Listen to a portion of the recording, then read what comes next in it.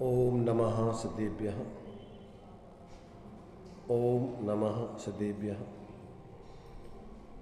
ओम नमः सदेभ्यः।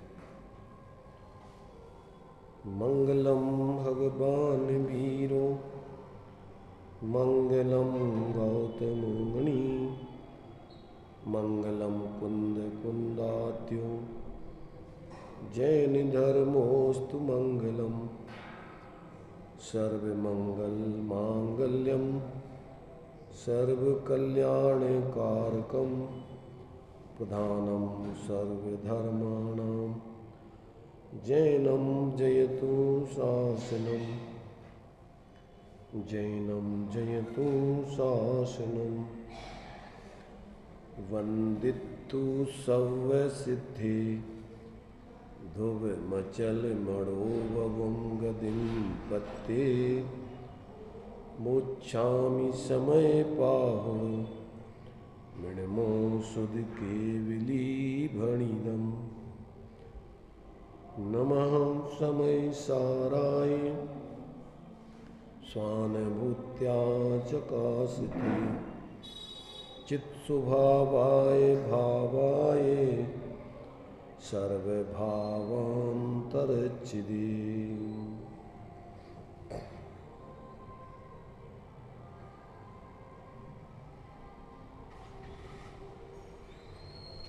समय सारजी निर्जराधिकार गाथा अपनी अभी 218-19 ये चली थी। इसमें ज्ञानी और अज्ञानी की तुलना करके ज्ञानी संयोगों में भोगों के बीच रहते हुए बंध नहीं करता है और अज्ञानी उन्हीं भोग संयोगों में रहते हुए बंध करता है। कारण क्या है कि कारण उनका आंतरिक है, बाह्य नहीं है। ज्ञानी क्योंकि अपने स्वरूप को ही अपना सर्वस्व जानते हैं, मानते हैं और उसके ही अनुभव को अपना जीवन समझते हैं, और अज्ञानी अपने स्वरूप से अनभिज्ञ है तो बाहर के संयोग भोग आदि में ही उसकी एकत्व ममत्व बुद्धि होती है, सुख बुद्धि होती है। ये सब आंतरिक उसकी इस प्रकार की जो मान्यता है, जो ज्ञान है और जो प्रवृत्ति है, वो उसके लिए इस प्रकार से बंध और निर्बंध का कारण बनते हैं। तो अज्ञानी को चूँकि अंतरंग से वो वस्तु व्यवस्था की स्वतंत्रता को नहीं जानता, इसलिए संयोगों में संयोगी भावों में ही मूर्छित रहकर प्रवृत्ति करता है, और ज्ञानी संयोग और संयोगी भावों से पृथक अपने उस एकत्व भक्त स्वरूप का अनुभव करते हुए, श्रद्धा ज्ञान लीनता करते हुए अतीन्द्रिय आनंद को भोगते हुए जीते हैं। इसलिए न तो वो पर को अपना जानते मानते हैं, न पर से सुख दुख आदि की कल्पना करते हैं। अपना ही अज्ञान भाव, मिथ्या दर्शन ज्ञान चारित्र का भाव दुख का कारण है, और अपने ही स्वाश्रित परिणाम सम्यक दर्शन ज्ञान चारित्र के परिणाम सुखरूप है, सुख के कारण है।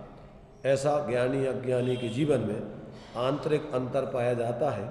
इसलिए बाहर में संयोग एक जैसे होने पर भी, बाहर की प्रवृत्ति कदाचित एक जैसी होने पर भी, उनके लिए भावों के कारण से, अभिप्राय के कारण से बंध में अंतर पड़ जाता है। निचली भूमिका में अस्थिरता जन्य जो भी जब तक पूर्ण वितराग नहीं होते हैं तब तक उनका बाहर में जुड़ान परिवर्तन तो दिखता है, परंतु उनका अभिप्राय ज्ञान जात्यंतर हो चुका है, और परिणति में भी आंशिक स्वाश्रय से अतीन्द्रिय आनंद उनके बढ़ रहा है। तो आश्रयों को दुखरूप जानते हैं, इसलिए उससे निर्वृत्ति करना चाहते हैं, उसमें प्रवृत्ति करना नहीं चाहते हैं। परंतु जब तक अंदर में आत्मा का बल इतना बढ़ेगा नहीं, चारित्र में वितरागता प्रकट होगी नहीं, तब तक उनके भी बाह्य प्रवृत्ति भी पाई जाएगी। पर उस बाह्य प्रवृत्ति में भेद विज्ञान बढ़ता है, हेपना बढ़ता है, उसमें उपाधिपना नहीं बढ़ता है। ये बात अभी अपन ने इन 218-19 गाथा में और आचार्य अमृतचंद्र के कलश में अपन ने पढ़ी थी। भावार्थ भी अपन ने पढ़ लिया था। और उस कलश में आचार्य अमृतचंद देव ने ये बात बतलाई थी कि हे भाई, तू परद्रव्यों से बंध मत मान, परद्रव्य से बंध मत मान। और इसलिए जो है तू बाहर के भोग को अगर तू समझता है कि बंध का परद्रव्यों से बंद हो जाएगा इनके भोगने से, तो कहते हैं उनके भोगने से बंद नहीं होता है। कैसे होता है? उनके भोगने के भाव से बंद होता है। परद्रव्यों की प्रवृत्ति, ग्रहण त्याग आदि ज्ञानियों के जीवन में पाया जाता है, परंतु वो जानते हैं कि इन परद्रव्यों के कारण से हमें भोग बंद नहीं होता है। कैसे होता है? परद्रव्यों के प्रति जो तुम्हें भोगने का भाव है, उसमें जो अपनेपन का भाव है, ये बंध का कारण है।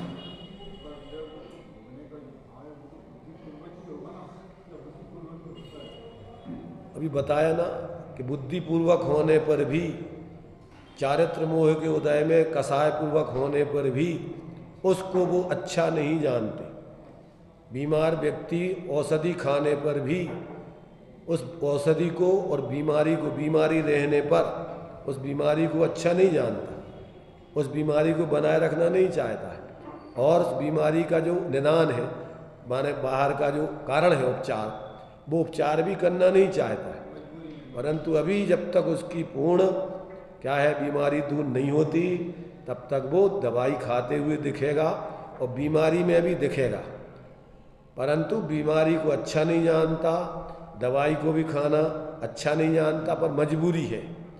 ऐसे ही ज्ञानी जीव गुणस्थान प्रमाण अभी जितनी कसाय, अप्रत्यख्यान, प्रत्यख्यान, संजुलन जिस भूमिका में है, चौथे वाला ज्ञानी है तो उसके अप्रत्यख्यान आदि कसाय हैं, पांचवें वाला है तो प्रत्यख्यान आदि कसाय हैं, छठवें आदि वाले हैं तो संजुलन कसाय है। तो अभी उनकी उतनी उस कसाय से प्रवृत्ति तो दिखेगी, क्योंकि अभी स्वरूप की स्थिरता जब तक नहीं हुई तब तक बाहर में उनके सब कार्य भी दिखेंगे, परंतु वो क्या जानते हैं कि अपना स्वरूप नहीं है, इस प्रवृत्ति से अपना कोई हित नहीं है।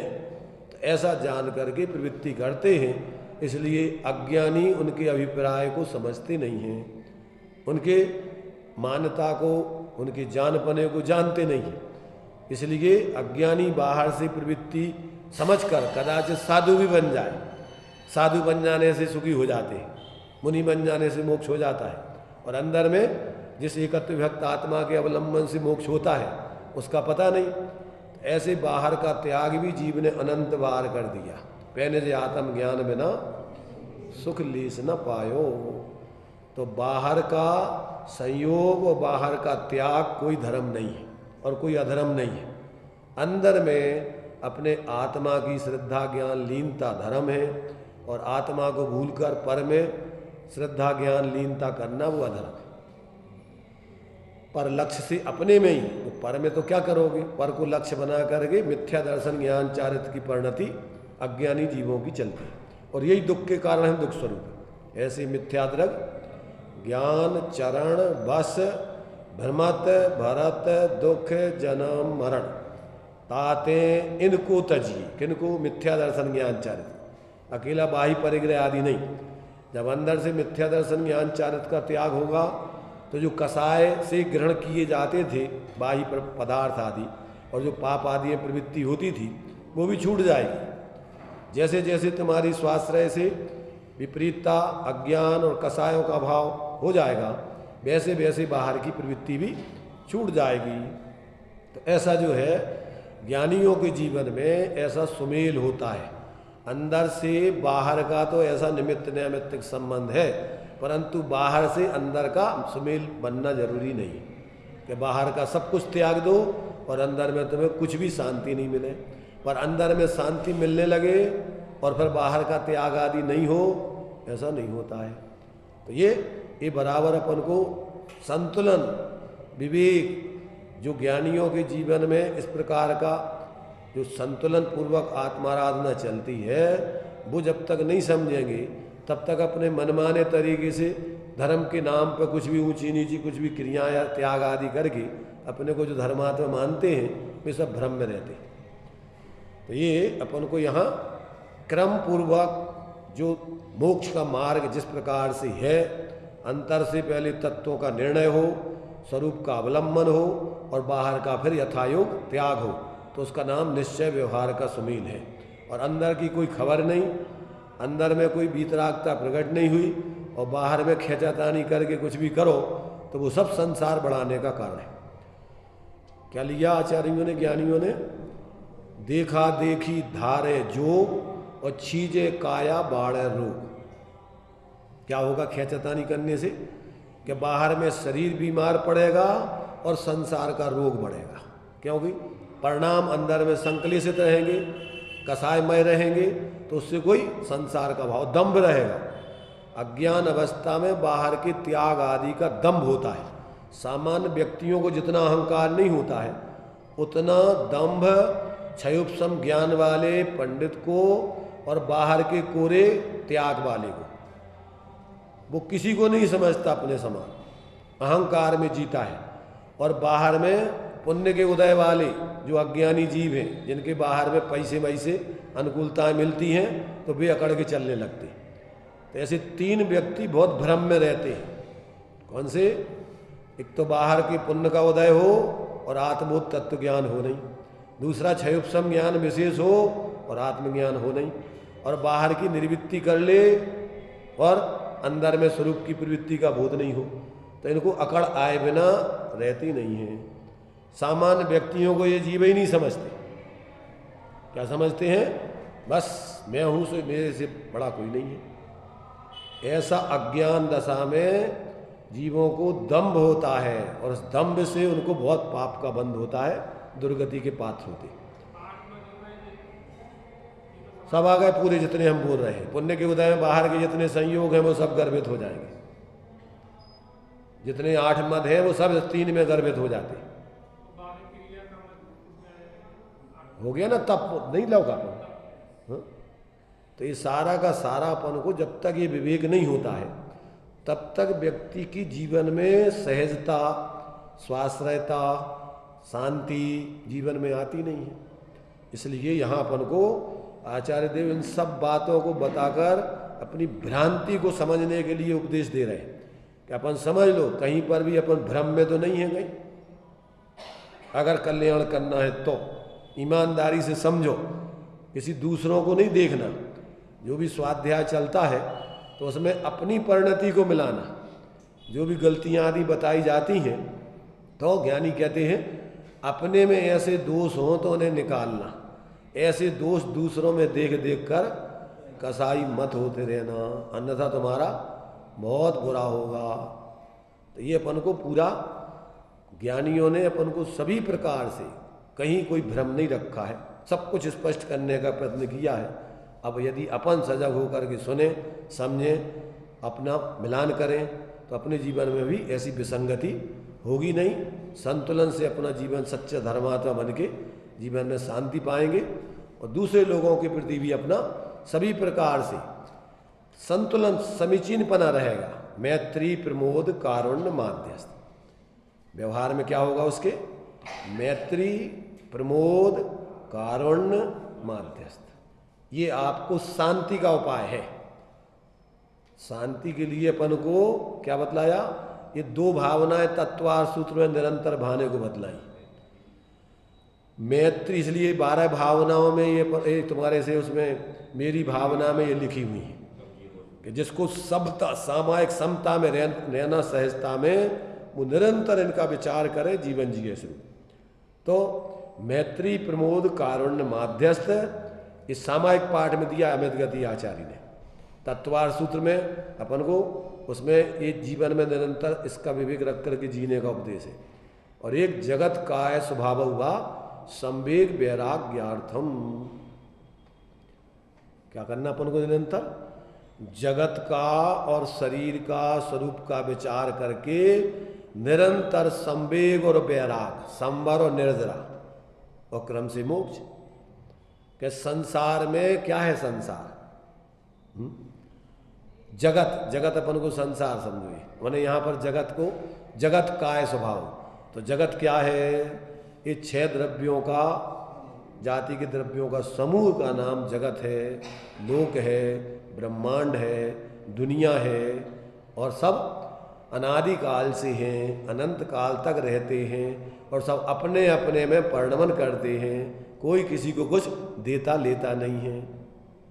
जब इन जगत का अपन वस्तु स्वरूप का विचार करें तो अपन को क्या है, फिर कहीं मोह राग द्वेष करने का भाव कहाँ से पैदा होगा? ऐसा विचार करने से संवेग और वैराग, जगत की तरफ का आकर्षण खत्म। संवेग माने क्या? उस तरफ का आकर्षण खत्म, संसार शरीर भोग निर्विण्ण, और अपने स्वरूप की प्रवृत्ति करके राग आदि से रहित वैराग। क्या होगा? क्रम से कसायों का अभाव होकर के वितरागता की सिद्धि होगी। तो ये जो इस प्रकार से निरंतर वस्तु स्वरूप का विचार करते हैं, अपने जीवन को उस प्रकार से जीते हैं, उनके जीवन में कोई समस्या कभी आती नहीं, क्योंकि दुख कोई दूसरा देता ही नहीं है। हमारी मूढ़ता, हमारा गलत विचार सोच हमें दुख का कारण है। जहाँ से अपन ने गलत सोचना चालू किया, समस्या खड़ी हुई। इसलिए दुख का कारण तुझे तेरा अज्ञान है। दुखी काय से व्यक्ति? तेरे ही खुद के अज्ञान, मिथ्या सोच के कारण। और सुख का कारण तुझे तेरा ही ज्ञान है। ज्ञान समान न आन जगत में सुख को कारण, और दुख का कारण अज्ञान समान न आन जगत में दुख को कारण। मिथ्या सोच पूरा दुख का एकमात्र तुम्हारे लिए कारण है। जहाँ से तुम्हारा सम्यक सोच, सम्यक विचार चालू हुए, सम्यक आचरण चालू हुआ, अब वहाँ से तुम्हें दुखी कौन करे? दुखी तो तुम अपनी मूर्ताओं से थे। तो ऐसा अपन को इसमें, इन गाथाओं में, सारे समय सार में अपन को आचार्य देव अनेक दृष्टिकोणों से सारी व्यवस्थाओं को समझा रहे हैं, क्योंकि इसमें 7 तत्व 9 पदार्थों का ही वर्णन है और कुछ नहीं है। तत्वार्थ सूत्र को पढ़ लो, समय सार को पढ़ लो, चाहे द्रव्य संग्रह पढ़ लो, चाहे 6 ढाला पढ़ लो, काय का वर्णन है सब में। 6 द्रव्य 7 तत्वों को या 9 पदार्थों के अलावा कहीं कुछ नहीं दुनिया में। इसलिए इनको सही समझ लेना, यही तुम्हारे मोक्ष मार्ग के लिए कारण, सुखी होने का उपाय है। तत्वार्थ श्रद्धानम सम्यक दर्शनम, अथवा पदार्थों का श्रद्धान कहो, तत्वों का कहो। समय सार में 9 पदार्थ कहे हैं, अथवा उन 9 पदार्थों को 9 तत्व कहे। 9 तत्व गतत्वेपि, तत्वार सूत्र में इनको 7 तत्व के रूप में कहा। पुण्य पाप को आश्रव बंध में गर्भित करके 7 कर दिए, और पुण्य पाप को और इनसे आश्रव बंध के विशेष बताकर ये 2 भेद इन दोनों के हैं। पुण्याश्रव पापाश्रव, पुण्य बंध पाप बंध। तो आश्रव बंध कह देने में सामान्य में ये उसमें, ये दोनों उसमें गर्भित हो जाते हैं। इसलिए अपन को समझना चाहिए कि आश्रव के ही भेद है पुण्य पाप, ये कोई धर्म नहीं है। जब तक ऐसा नहीं समझे, इसलिए पुण्य पाप एकत्व द्वार दिया इसमें। पुण्य पाप में जब तक भेद समझोगे, हैं, यदि सर्वथा एक ही समझोगे तो अभी कल्याण नहीं होगा, और अगर सर्वथा अलग अलग ही समझोगे तो अभी कल्याण नहीं होगा।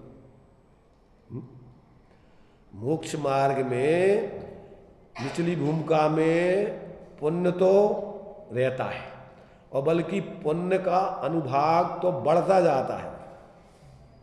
जब तक कसाएं रहेंगी तब तक जितनी कसाएं मंद होती जाती है, उससे पुण्य का अनुभाग बढ़ता जाता है। मोक्ष मार्ग में स्थिति तो सब कर्मों की क्षीण होती है, पर पुण्य का अनुभाग ऊपर ऊपर के गुण स्थानों में और बढ़ता जाता है। इसलिए ये कुछ अंतर है उसमें, है तो वो बंध का ही हेतु आश्रव रूप, परंतु जब ऊपर विशुद्धता बढ़ती है, कसाएं मंद होती हैं, तो फिर क्योंकि पुण्य का बंध होता है मंद कसाय से, तीव्र कसाय से होता पाप का बंध। तो ऊपर ऊपर के गुण स्थानों में तो कसाय अत्यंत और क्षीण मंद से मंद होती जाती है। तो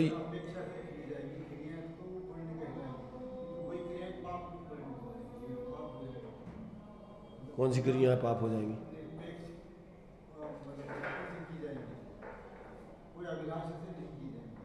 देखो भाई, यहाँ पर अंदर की तुम्हारी जो मलिनता है, वो मलिनता पाप बंध का कारण होती है, और विशुद्धता है माने मलिनता की कमी, वो पुण्य बंध का कारण होती है।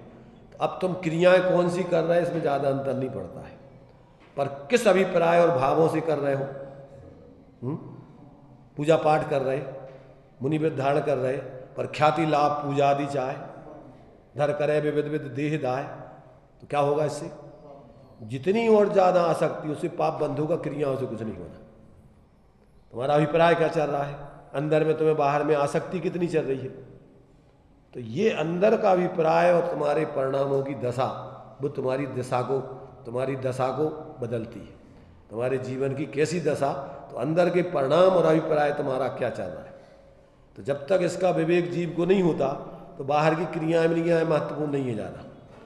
अभिप्राय तुम्हारा क्या चल रहा है, उसमें किस अभिप्राय से तुम कर रहे हो और तुम्हारे परिणाम अंदर में कैसे चल रहे हैं। इसलिए क्रिया तो एकमात्र आपको निमित्त नैमित्तिक संबंध से एक जानकारी देती है। क्या देती है? माने अंतरंग के भावों से तो बाहर की क्रिया का निमित्त नैमित्तिक संबंध है, पर बाहर की क्रिया से अंतरंग के भावों अभिप्राय का सर्वथा कोई निमित्त नैमित्तिक संबंध नहीं बनता है। आए हो तुम ठगने लूटने के लिए और बड़े प्रेम से बातें कर रहे, बढ़िया तुम संयोग कर रहे, और मौका पड़ने पर लूट लाट के भग जाते। तो तुम्हारे क्रिया से तो पता नहीं पड़ रहा था कि तो हमारे मित्र हो क्या शत्रु हो। इसलिए अंदर से देखो, पहले अपने ज्ञान में जागृति करके कि हमारा क्या वास्तव में अभी तत्व ज्ञान पूर्वक अभिप्राय बदला कि नहीं, और फिर उस स्वाश्रय से तुम्हारे कसायों का अभाव हो रहा है कि नहीं। मोक्ष मार्ग में कसायों की तीव्रता मंदता महत्वपूर्ण नहीं है। मिथ्या दृष्टि के भी शुक्ल लेस्या हो जाती है और सम्यक दृष्टि के भी कृष्ण लेस्या रह सकती है। क्या कहा? अविरत सम्यक दृष्टि के 6 लेस्याएं हो सकती हैं और मिथ्या दृष्टि के 6 लेस्याएं हो सकती हैं। 9वें गिरविक तक जाने वाला जो मुनिराज के वेश में है, उसके कोई लौकिक अभिप्राय नहीं होता है। अगर है तो वो तो 9वें गिरविक तक जाए, ऐसा पुण्य ही नहीं बनता है। अंदर से बुद्धिपूर्वक वो व्यवहार धर्म के कार्यों में धर्म बुद्धि करके शरीर को काट दो, पीट दो, किसी प्रकार से अपने पद के प्रतिकूल वो भाव नहीं करता है, पर अंदर में वो अपने एकत्व भक्त आत्मा का अवलंबन न करके इन्हीं में धर्म बुद्धि से जीता है। तो कसाएं तो बहुत मंद हो गई उसकी। शरीर को तुम काट दोगे, पीट दोगे तो अभी उफ नहीं करेगा। क्यों? कि वो जानता है कि ये कर्म पूर्व किए खोटे सहोन क्यों नहीं जिएगा, अपने ही पूर्वकृत बांधे हुए कर्म के उदय से ही आई स्थिति। तो उसमें मंद कसाय तो करता है वो, परंतु निष्कसाय नहीं होता है, क्योंकि निष्कसाय पना तो अपने स्वरूप के अवलंबन श्रद्धा ज्ञान लीनता से होता है। उसके अपने स्वरूप का बोध नहीं है, उसका अवलंबन नहीं है। शब्दों में सब कहेगा पर भावों में उसके परिवर्तन नहीं है उस प्रकार का। इसलिए उसको बिल्कुल भी कर्मों का संबंध नजरा और आत्मा की शांति का आनंद पहने जा आत्म ज्ञान बिना सुख लेस, सुख की गंध नहीं आती। इसलिए मोक्ष मार्ग में मंद कसाय और तीव्र कसाय की महत्ता नहीं है, कथनचित उसकी महत्ता नहीं है। काय की है? कसाय के अभाव पूर्वक मोक्ष मार्ग होता है। जब भी तुम मोक्ष मार्ग में प्रवृत्ति करोगे तो तुम्हारी कसाय क्रम से क्षीण होती जाएंगी, अभाव होता जाएगा, अनंतान बंदी जाएगी, अप्रत्यक्षान जाएगी, प्रत्यक्षान जाएगी, संजुलन जाएगी, यथाख्याचारित तुम्हारा प्रकट होगा। तो ये जब तक व्यक्ति को बोध नहीं होता तब तक जीवन में उसके बहुत भ्रम चलता है। स्थूल रूप में सांप्रदायिक बुद्धि धारण करके बिना आगम का सेवन निर्णय किए, बिना ज्ञानियों के सत्संग के मनमानी तरीके से अज्ञानियों का नेतृत्व में जीते हुए ऐसी विपरीत बुद्धि करके जीव ने अनंत बार अपने को ठगा है। इसलिए अब अपन को ये अवसर है, अब क्या करें? ताते जिनवर कथित तत्व अभ्यास करीजिए और संशय विभ्रम मोह त्याग आपो लख लीजिए। यह मानुष पर्याय सुकुल सुनना जिन वाणी और ये भी दी गए बिना तत्व निर्णय के स्वरूप अनुभव के अगर यदि चली गई तो फिर सुमणि ज्यों उदधि समानी। जैसे चिंतामणि रत्न को समुद्र में फेंक दो, स्वयंभू लवण समुद्र में, तो फिर मिलना बहुत मुश्किल असंभव है। ऐसा है, इसको अपन को जानकर और ये अपन को ज्ञानियों की जो है अंदर की जो प्रेरणा है, जो भावना है, उसको समझते हुए अपन ईमानदारी से अपने जीवन का सम्यक शोधन करके और पराश्रय को छोड़कर स्वाश्रय को अपनाते हुए जीवन में शांति प्रकट करें, उसका भोग करते हुए सच्ची आत्माराधना करके धर्मात्मा बने और क्रम से फिर पूर्णलीन होकर के परमात्मा दशा को पाएं। इस भावना से ही आचार्यों ने ये उपदेश दिया है, ग्रंथ लिखे हैं। जो कुछ भी उनका आयोजन होता है व्यवहार में, वो सब स्वपरहित की दृष्टि से होता है और कोई दूसरा प्रयोजन ज्ञानी के नहीं होता है। अब देखिए अपन ने ये जो कल 218-19 गाथा उसकी टीका और ये कलश पढ़ लिया था। अभी जयसेनाचार्य देव ने इन पे 3 गाथाएं अलग से आई हैं, ये अमृत चंद्राचार्य के टीका में उपलब्ध नहीं होती हैं। तो ये भी अपन देखिए पढ़ते हैं। 3 गाथाएं हैं इसमें, 15, 16, 17, पेज 427। मिल गया सबको? नाग फलीये मूलम नागणितोयण गभ्रणागेण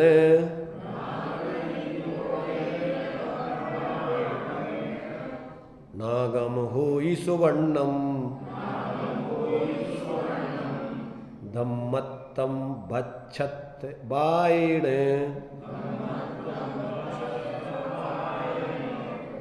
देखिए ये अभी अपन ने जो 218-19 गाथा पढ़ी है, पहले उस तात्पर्य वृत्ति उसकी पढ़ते हैं, फिर बाद में इन गाथाओं का अर्थ पढ़ेंगे।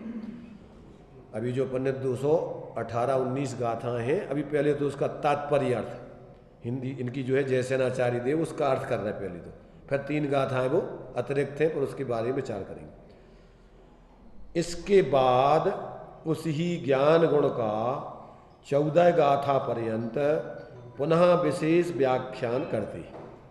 वह इस प्रकार है।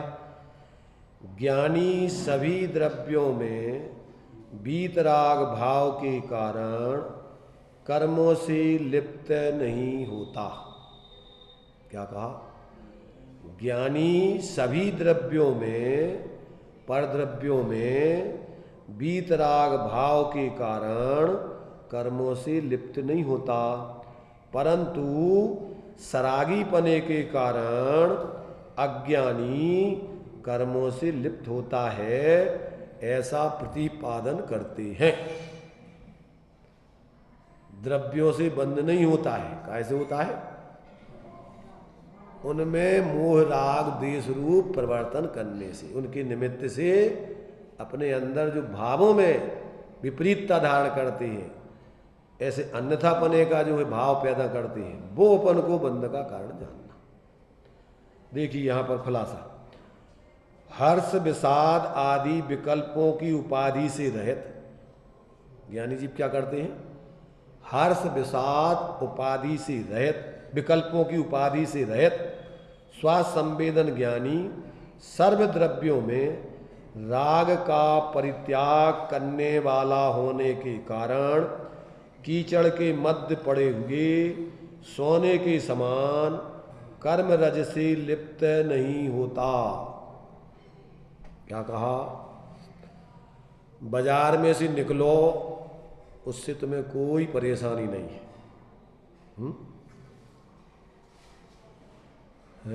परंतु परेशानी कैसे है कि चीज़ें तुम्हें बाजार में दिखेंगी बहुत सी। अब तुम्हें यार ये बहुत अच्छी है, ये ले लूँ, ये अच्छी बढ़िया, ये खरीद लूँ, तो ये तुम्हारे लिए इस संसार से कोई परेशानी नहीं है, बाहर में लोक से। कैसे परेशानी है? तुम्हारे ही अंदर के विपरीत अभिप्राय, अज्ञान और कसायों से। इसलिए कबीरदास जी कहते हैं, कबीरा खड़ा बाजार में सबकी चाहे खैर, और ना काहू से दोस्ती ना काहू से बैर। व्यवहार में खैर तो सबकी चाहता है, सभी जीवों का, सब जीव सुखी रहे, सब जीव जगत के, कोई कभी ना घबरावे। बैर पाप अभिमान छोड़ जग नित्य नई मंगल गा। घर घर चर्चा रहे धर्म की, दुष्कृत दुष्कर हो जावे, और ज्ञान चरित उन्नत कर अपना मनुष्य जन्म फल सब पावे। सभी जीव सत्य को समझकर, तत्व को समझकर अपनी आत्मा को स्वाश्रय से सुखी होवे, इस मनुष्य पर्याय की सार्थकता करें। अब किसी से ना राग, ना काऊ से दोस्ती और ना काऊ से बैर। अरि मित्र महल मसान कंचन कांच निंदन थुतिकरण, अर्घावतारण असी पिरारण में सदा समता धर्म। सदा साम भाव, धर्म और समता भाव सदा सामायिक करिए। ये ज्ञानियों के जीवन में ऐसी साम्य दशा की प्रवृत्ति चलती है, इसलिए उनको बंध नहीं होता। दृष्टांत दे रहे कि कीचड़ में पड़ा हुआ सोना कर्म रस से लिप्त नहीं होता। माने जो तो ज्ञानियों को दे रहा दृष्टांत कि परित्याग यानी समता भाव, स्वसंवेदन ज्ञानी सर्वद्रव्यों में राग का परित्याग करने वाला होने के कारण कीचड़ के मध्य पड़े हुए सोने के समान कर्म रस से लिप्त नहीं होता। जैसे सोना कीचड़ से लिप्त नहीं होता है, जंग नहीं खाता है। परंतु वहीं अज्ञानी स्वसंवेदन ज्ञान के अभाव के कारण समस्त पंचेंद्रीय विषय आदि परद्रव्यों के प्रति रागी, कांक्षा वाला करने वाला और मूर्छित मोहित होता है। क्या होता है?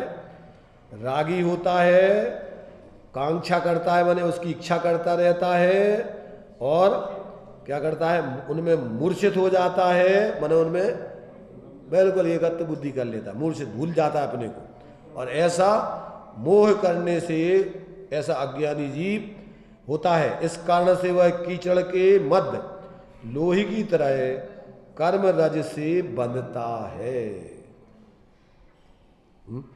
कठिन है कि सरल? अगर अपन को ये बात अंदर से भाषित हो जाए,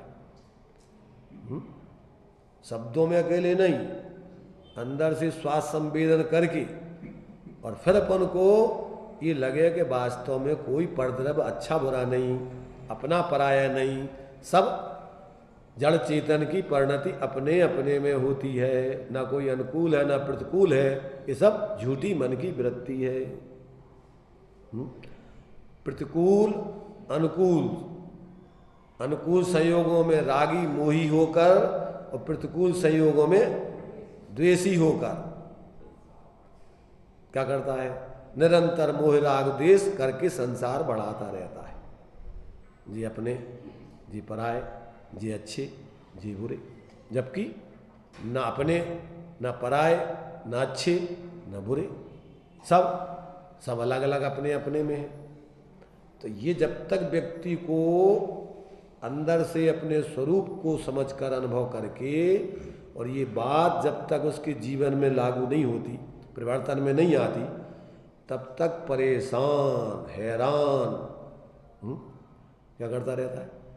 परेशान है, रात दिन हैरान है, रोता रहता है, भैया क्या करें, हम तो बहुत परेशान। कैसे परेशान है? मोहल्ला वालों से, परिवार वालों से, देवरानी से, जेठानी से, सास से, बहू से, पति से, पत्नी से, बेटों से, रिश्तेदारों से। किन से परेशान? अरे भाई, अपनी मूढ़ता से परेशान है, अपने भ्रम से परेशान है, जिसमें जो अपना कुछ है ही नहीं है।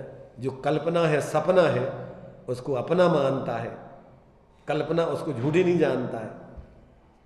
इसलिए अंदर से जब तक ये परिवर्तन नहीं होता है, तब तक कोई दुनिया में किसी को सुखी करने में समर्थ नहीं। और ये बात समझ में आ जाती है तो अपने लिए फिर दुखी करने में कोई समर्थ नहीं है लोग में। और किसी से अपन को पूछना नहीं है कि भैया अब हम सुखी हो रहे कि नहीं हो रहे, हो जाएंगे कि नहीं हो जाएंगे। किसी से अपन को प्रमाण लेने की जरूरत पड़ती फिर? अनुभवी व्यक्ति को बोलते ना, हाथ कंगन को, हाथ में अपन सोने को कंगन पहने हुए, तो भैया उठाइए थोड़ा दर्पण देख लें हमारे हाथ में कंगन है कि नहीं। हाथ में अगर तुम्हारे सोने का कंगन पहने हो तो अपन को दर्पण बुला के देखना पड़ेगा कि नहीं? तो जिसको स्वरूप का अनुभव करके अतीन्द्रिय आनंद भोग रहा है तो उसको किसी दूसरे से पूछना पड़ेगी कि भैया हमें शांति मिलेगी, मिल रही कि नहीं, मिलेगी कि नहीं। इसलिए लिखा यस्य नास्ति स्वयं प्रज्ञा शास्त्रम तस्य करोति किम, गुरु तस्य करोति किम, देव तस्य करोति किम। जिसकी खुद की प्रज्ञा ज्ञान जागृत नहीं है उसे शास्त्र क्या करे, गुरु क्या करे, देव क्या करे। दृष्टांत क्या दिया, यस्य नास्ति स्वयं प्रज्ञा शास्त्रम तस्य करोति किम, लोचनाभ्याम विहीनस्य दर्पणा किम करिष्यति। अंधे को अपन दो भैया तुम अपनी शकल देख लो, दर्पण ले आकर दे दो तो देख ले कि नहीं अपनी शकल। लोचनाभ्याम, जिसकी आंखें नहीं हो उसके हाथ में दर्पण दे दिया जाए तो शकल देख जाओ नहीं। तो जिसकी खुद की प्रज्ञा जागृत नहीं हो उसको अपना स्वरूप समझ में आ जाएगा, अपने दोष दिखाई दे जाएंगे। शास्त्रों में दिखेंगे तुम्हारे दोष, गुरु के ज्ञान में दिखेंगे कि भगवान के ज्ञान में दिखेंगे। उनके ज्ञान में दिखने से तुम्हारा कल्याण नहीं होगा। भगवान के ज्ञान में दिखेंगे, गुरु भी बताएंगे, शास्त्रों में भी लिखे हैं, पर उनके बताने से देखने से तुम्हारा कल्याण नहीं होना है। तुम्हारा कल्याण कैसे होगा? तुम्हें अपने ज्ञान में अपना स्वरूप दिखना चाहिए, तुम्हें अपने दोष दिखना चाहिए, तब जाकर के तुम अपने स्वरूप का अवलंबन करके अपने दोषों का अभाव करके सुखी होगे। किसके पीछे लग जाने से अपना कल्याण हुई है? भगवान की बड़ी बड़ी मूर्तियां बना लेने से, गुरु की फोटो लगाने से, उनकी जोर जोर से पूजा करने से, किसी व्यक्ति विशेष के पीछे लग जाने से हो जाएगा नहीं कल्याण है?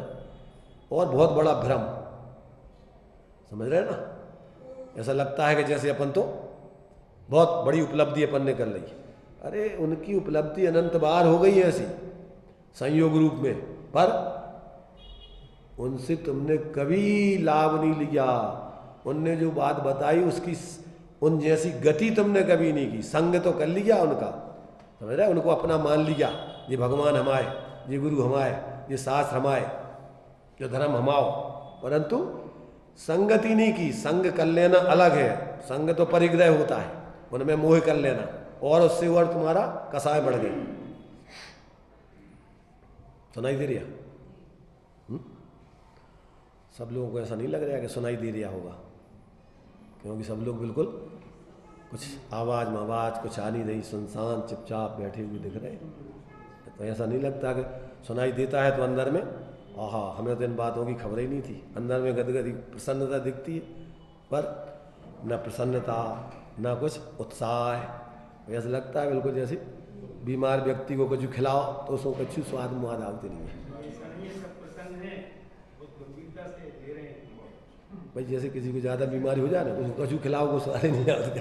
तो जब तीव्र मोह होते हैं आदमी को तो फिर उसको कुछ भी पता नहीं पड़ता। तो अपन को क्या हो रहा है अंदर में ये तो सब लोग अपना अपना देखें, हैं? समझ में आ रहा है कि आ गया है कि आएगा। प्रत्येक व्यक्ति को देखना है। तो अगर ये बात अपन को अच्छी लग रही हो तो अभी समझ लो कि क्या होगा, भावी निर्माण भाजना। अपने स्वरूप की बात चित प्रति प्रीत चित्तेन एन वार्तापि सुता स निश्चितम भवेद भव्यो। भावी निर्माण भव्य है, जल्दी से जल्दी निर्वाण को भगवान बनने की दशा को पाएगा। और अगर समझ में नहीं आती, अरुचि होती है, लगता है कि ये झंझट कहाँ से आ गई भैया, जल्दी से निपटे और अपन अपनों काम करें, तो समझ लो कि अभी शिखर जी बहुत दूर है अभी। तो अंदर से प्रत्येक जीव को खुद ही समझना है कि अपन को क्या अपने आत्महित की बातें, स्वरूप की बातें अच्छी लगती हैं, मज़ा आता है, ऐसा लगता है कि जब तक अपन स्वरूप में लीन नहीं हुए तब तक ये बातें चलती रहे दिन रैन रही। श्री जी की वाणी गूंजती रहे, है? क्या लगता है? मोही जीवों की वाणी नहीं गूंजे हमारे कानों में। उनकी वाणी गूंजने से राग द्वेष खड़े होते, मोह उनने ऐसा कर दो, बे ऐसा कर रहा है, अब तो हमारी मानते नहीं है, ऐसा अब कसाएं पैदा होती। और भगवान जिनेंद्र की वाणी के भैया होता स्वयं जगत परिणाम, कोई किसी का नहीं करता काम, दूर हटा मिथ्या परिणाम और सहजानंद रहो अभी रहो, निरंतर आनंद भोगो। ऐसे पर निरपेक्ष होकर के वस्तु स्वतंत्रता को समझ के स्वाश्रय से आनंद भोगो। तो ये अगर अपन को समझ में आ रहा हो, आ गया हो, जीवन में उतर रहा हो तो बहुत अच्छी बात है। तो देखो यहाँ पर अपन ने ये अभी ये 2 गाथाओं का तात्पर्य वृत्ति हिंदी अपन ने पढ़ ली। तो क्या दिया इसमें कि ज्ञानी और अज्ञानी की दशा सोने और लोहे जैसी है। उन्हीं परिस्थितियों में सोना कीचड़ में पड़े हुए निर्लिप्त रहता है, अप्रभावित रहता है, और वहीं परिस्थितियों में लोहा जंग खा के अपनी सत्ता को नाश करता है, गलता है। ऐसे ही अज्ञानी पर में मूर्छित होके अपने ज्ञान को क्षीण करता है, क्रम क्रम से निगोध दशा को प्राप्त हो जाता है। और ज्ञानी अपने ज्ञान की आराधना करके अप्रभावित पर से रहकर कर्मों की निर्जरा करके क्रम से पूर्ण निर्दोष होकर के परमात्म दशा को पा लेता है। अब देखिए आगे अपन ने जो 15 गाथा 15वीं नंबर की गाथा पढ़ी। अब यहाँ कहते हैं यदि समस्त कर्मों की निर्जरा नहीं है तो मोक्ष कैसे होगा, ऐसा प्रश्न होने पर उसका निराकरण करते हैं। प्रश्न समझ में आ गया? अगर संपूर्ण कर्मों की निर्जरा नहीं है तो फिर उस जीव का मोक्ष कैसे होगा? तुम कह रहे हैं मोक्ष हो जाएगा जीव का निर्जरा से, तो कहते जब तक संपूर्ण कर्मों की निर्जरा नहीं होगी तो उसका मोक्ष कैसे होगा। अब उसका खुलासा कर रहे हैं, दृष्टांत तो दे रहे हैं बहुत लौकिक और उसमें निकालना है सिद्धांत अपन को। देखिए ये अपन ने जो गाथा पढ़ी है तो कहते हैं नाग फड़िये मूलम, नाग फली की जड़, मूल माने जड़। नागफली नाम की जो है एक औषधि पेड़ होता है, तो उसकी जो है जड़ी बूटी है। अब नागणी तोयण, नागणी माने होता हथनी, हथनी का मूत्र। और क्या गभ नागेण, गर्भ नाग माने होता है सिंदूर नाम का द्रव्य। सिंदूर जानते ना सब लोग, हाँ वही सिंदूर। और नागम माने सीसा नाम की धातु, सीसा होती है। अब क्या करना इसको, भक्षत बाएण धम्मत्तम, इनको भस्रा अर्थात धोकनी से अग्नि पर चढ़ा के तपाने पर स्वर्णम होदी, स्वर्ण बन जाता है। ये तो बहुत अच्छी बात बता रही है। अपनी लौकिक समस्या का भी पूरा का पूरा समाधान दिए दे रहे, झंझट सारी खत्म किए दे रहे। पर देखो शर्त लगाई है इसमें, अभी टीका में देखो पढ़े उसको तो तुम्हें समझ में आएगा। इतने ही से काम नहीं बनेगा। क्या देखिए ये कह रहा है नागफली नामक औषधि की जड़, और नागनी माने हस्तनी का मूत्र, और गर्भनाग माने सिंदूर नाम का द्रव्य, और नाग माने सीसा को धोकने से अग्नि पर तपाने से। अब ये शर्त है, पुण्योदय होने पर स्वर्ण होता है, और यदि पुण्योदय ना हो तो स्वर्ण नहीं होता है। यह दृष्टांत गाथा पूर्ण हुई। अब आगे सिद्धांत गाथाएं आगे कहेंगे। समझ में आ गया?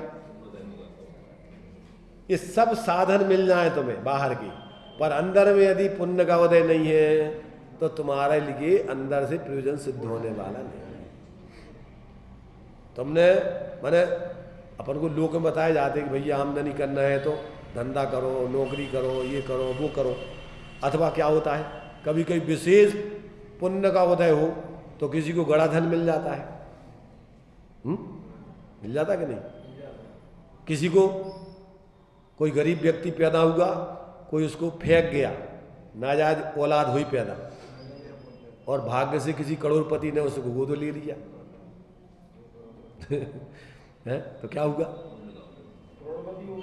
बिना कुछ किए हुए वो करोड़ों की प्रॉपर्टी का मालिक बन गया। पर अब उसका देखो, कार्य तो हुआ था पाप के उदय वाला इस प्रकार का, परंतु पुण्य का उदय था, तो वे निमित्त तुम्हारे लिए आत्मकल्याण के कारण, यानी तुम्हारे लिए अनुकूलताओं के कारण बन गए। हैं पुण्योदय को अब होनहार कहो, संयोगों को प्राप्त होने की व्यवस्था कहो। अब पुण्योदय माने का, पुण्योदय माने जो कर्म पूर्व में तुमने बांधे थे, उस कर्म के उदय में सारी बाह्य व्यवस्था बनती है।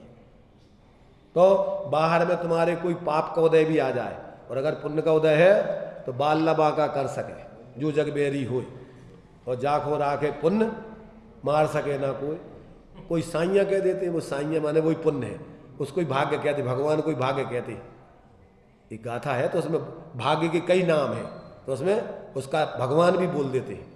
भगवान, भगवान की मर्जी, भगवान की मर्जी माने वही तुम्हारा भाग्य का उदय। तो यहां देखिए ये कह रहे हैं कि जब तक जैसे पुण्य का उदय नहीं हो तो बाहर में तुम सब व्यवस्थाएं बना लो, धंधा करो, सब कुछ करो, पर तुम्हारे भाग्य में नहीं है तो कुछ भी मिलने वाला नहीं है। कि बाहर के प्रयत्न पुरुषार्थ, बाहर की चीजों को पाने का तुम्हारा जब तक पुण्य का उदय नहीं होगा तो सब व्यर्थ जाने वाला है। समझ में आ गया? ये तो हो गया दृष्टांत, दृष्टांत की गाथा। अब आगे सिद्धांत बतलाते हैं। ये गाथा पढ़ लेते पहले 16वीं 17वीं। कम्मम हवेयि किट्टम रागादि कालिया अह विभाव सम्मत्णान चरणम परमो सह मिदी व्याणाहि झाणम हवेयि अग्गी तब तवय नहीं तव यरणम भत्तली समखादो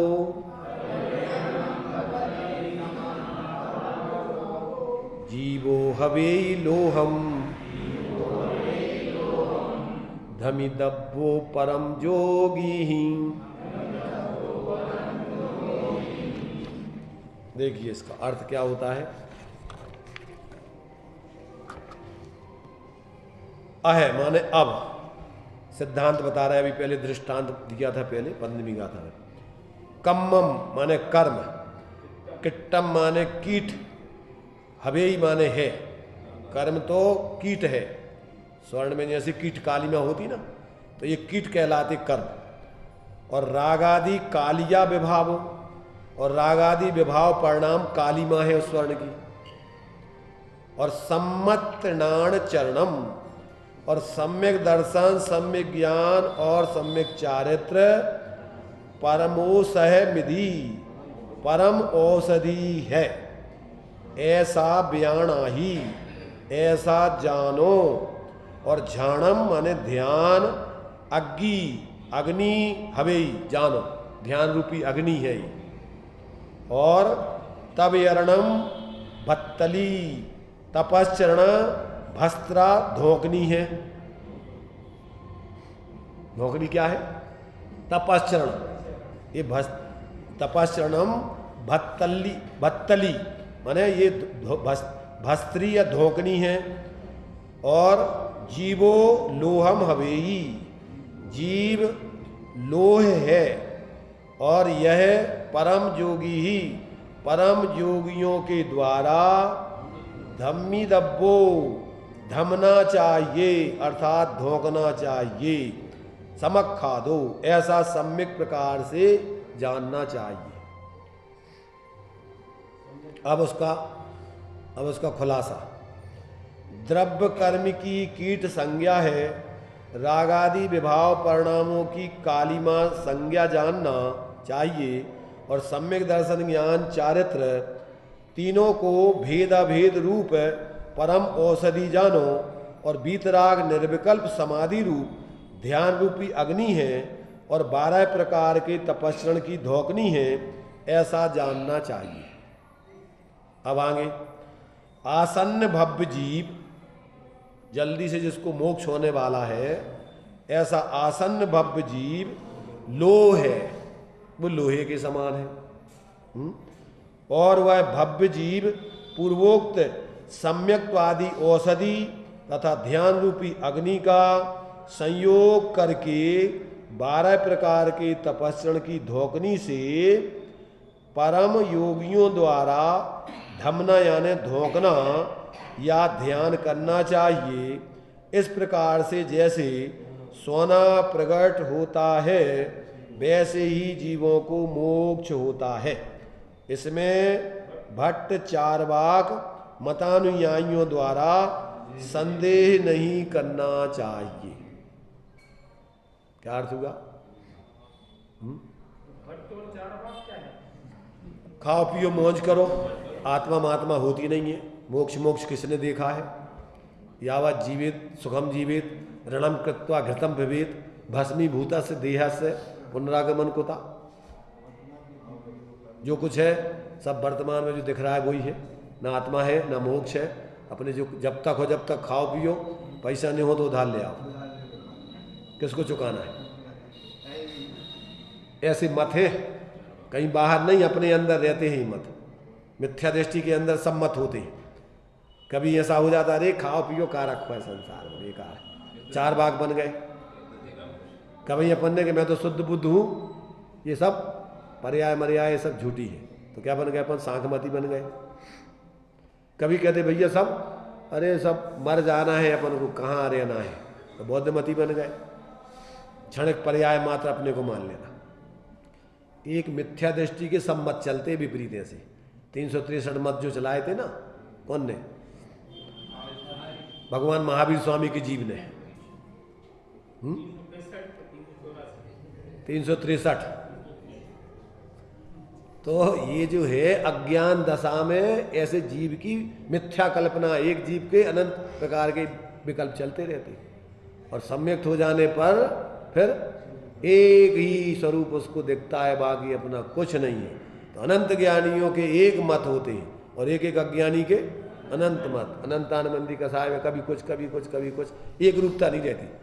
अपन देखो अपने विचारों में एक रूपता रहती, इतना सुनने के बाद अंदर में यदि अपन ने एक रूप आत्मा की दृष्टि बन गई, लक्ष्य हो गया, समझ में आ गया, तो अपन को अपने जीवन में अब कि अपना कुछ है ही नहीं, काय को विकल्प करना व्यर्थ। तो एक रूप अपन को अपने स्वरूप की भावना और उसकी प्रवृत्ति चलती कि और 24 घंटे कभी कुछ कभी कुछ कभी कुछ चलते रहते। कभी सोचते यो कर लो, कभी सोचते ये इसमें सुख मिल जाएगा, कभी सोचते इसमें मिल जाएगा, कभी सोचते दुनिया के मिथ्या दृष्टि के विकल्प चलते रहते। तो ये कह रहे भैया देखो, अब कहते हैं कि जैसे वहां भाग्य प्रमाण तुम्हारे प्रयत्न करने पर, ऐसे ही तुम्हारी पर्यायगत योग्यता प्रमाण यहां मोक्ष की सिद्धि होगी। जिस समय तुम पूर्ण स्वरूप की लीनता करोगे उस समय पूर्ण मोक्ष होगा, और जब तक तुम्हारी पूर्ण स्वरूप की श्रद्धा ज्ञान लीनता नहीं होगी तब तक उतना आंशिक मोक्ष होगा, पर होगा इसी क्रम से। इसमें कोई संदेह करने वाली बात नहीं है। जितने भी मोक्ष गए हैं, जा रहे हैं, जाएंगे, सबके लिए एक ही उपाय था, है, होगा। ना कोई जीवों को अलग है, ना किसी क्षेत्र में अलग है, ना किसी काल में अलग है, और सभी के लिए अन्य अन्य भावों से नहीं, एक प्रकार के ही स्वाश्रित भावों से मुक्ति होने वाली है। ऐसा जो समझ लेता है तो कहते उसका, कहते हैं नियम से कि भैया जब तक अभी पूर्ण निर्जरा नहीं हो उसको मोक्ष मिलेगा कि नहीं, कि बिल्कुल मिलेगा। कीजिए शक्ति प्रमाण, और शक्ति बिना श्रद्धा धरे तो ध्यान श्रद्धावान अजर अमर पद, नियम से उसको आगे मोक्ष पद की, अजर अमर पद की प्राप्ति होगी होगी होगी। है विश्वास? होगा। क्या होगा? मोक्ष। एक वो गीत आता ना, क्या आता है? श्री कृष्ण से राधा कहती मिलन होगा कि नहीं होगा?